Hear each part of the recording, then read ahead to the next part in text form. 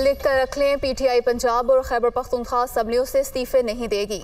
इमरान खान ने सिर्फ शोशा छोड़ा है, जमहूरी तरीके से इक़्तिदार से निकाला गया, झूठा नाकाम तरीन मार्च के बाद डर कर भाग गया। पीपी चेयरमैन का पार्टी के यौम तासीस पर निश्तर पार्क कराची में जलसे से खिताब।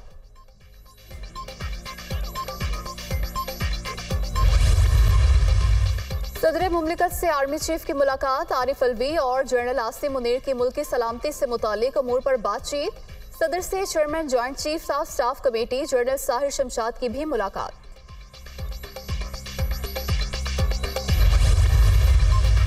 और वज़ीर आज़म से भी आर्मी चीफ की मुलाकात, शहबाज शरीफ की जनरल आसिम मुनीर को सिपह सलार का ओहदा संभालने पर मुबारकबाद। मुल्की सलामती से मुतालिक मामलात पर भी तबादला ख्याल।